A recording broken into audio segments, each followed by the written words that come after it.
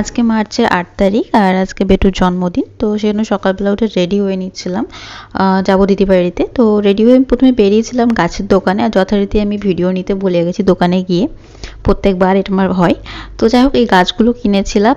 এখানে একটা স্পাইডার গাছ আছে আর হচ্ছে একটা মানি প্ল্যান্ট আছে, এইটার নামটা আমি ঠিক মনে নেই, ভুলে গেছি। আর একটা স্ট্রবেরি গাছ আছে। তো ওই গাছগুলো নিয়ে সোজা দিদি বাড়িতে চলে এসেছিলাম, ওখানেই দেখালাম আর কি তোমাদের ভিডিওটা। আর আসার সময় বেটুর জন্য আর মিষ্টুর জন্য দুটো পেন্সিল বক্স নিয়ে নিয়েছিলাম, কিউট কিউট।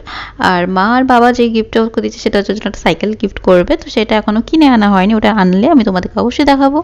তো তারপরে ওখানে গিয়ে চেঞ্জ করলাম, আর এখানে বেটুর খাওয়া দাওয়ার জন্য সব কিছু রেডি করা হয়ে গেছে। তো এই সব কিছু হয়েছিল, ভাজাভুজি হয়েছিল, মাছ হয়েছিল ওর জন্য।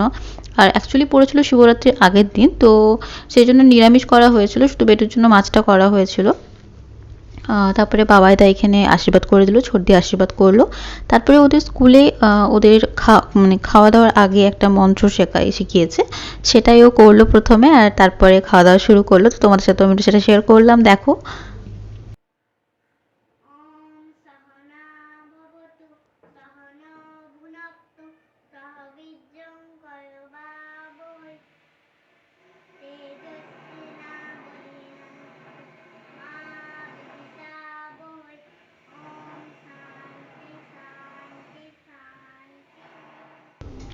বেটুর খাওয়া দাওয়া হয়ে যাওয়ার পর আমি ছোট্টি বাবাই তো তিনজন মিলে খেয়ে নিয়েছিলাম, আর তারপরে আমি আর ছোট্টি আবার রান্নাঘরে এসে কাজ শুরু করে দিয়েছিলাম, একটু রেস্ট নিয়েছিলাম আমরা মাঝখানে।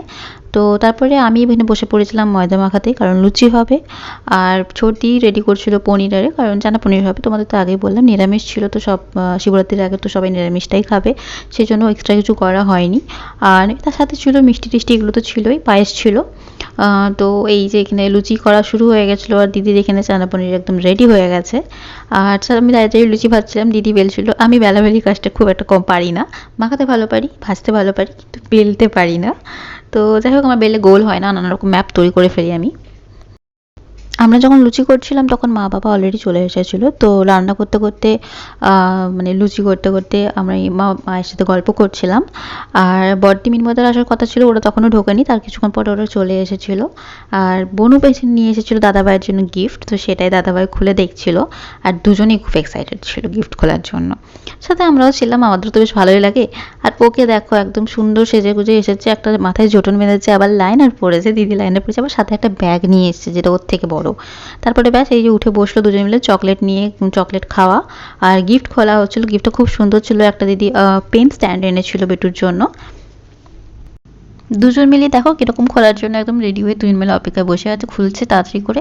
এই দুজনের কি জানো তো, দাদা এলে বলবে বনু কোথায়, বনু এলে বলবে দাদা কোথায়, অথচ যেই দুজন চলে আসবে দুজনে মারপিট শুরু করে দেবে। দুজনে বলবে আমি এটা নেবো, আমি এটা নেবো, দিয়ে করতে করতে দুজনে মারপিট করবে। আবার একটুখানি সরে গেলেই আবার বনু কোথায় আর দাদা কোথায়। অ্যাকচুয়ালি দাদা বোনের ভালোবাসা তো এটাই হয়। তো ওরাও যখন আসে ওরাও এটাই করে।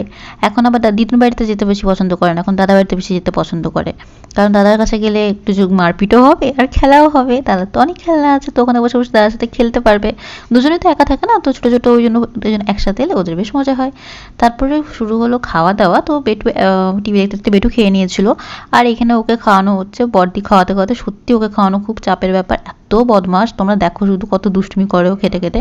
চারদিকে এদিক ওদিক ছুটে খাবার হজমও হচ্ছে, খাওয়াও হচ্ছে, সবই চলছে, দেখছো ডান্স করছে খেতে খেতে। তারপরে আমরা সবাই খাওয়া দাওয়া করে নিলাম, বেটুরও মন খারাপ হয়ে গেলো, কারণ আমরা সবাই এরপরে চলে আসবো, তো টাটা করে দিল, তোমাদেরকেও টাটা করে দিল। তো চলো তোমাদের সাথে দেখা হচ্ছে পরে কোনো ব্লগে, টাটা।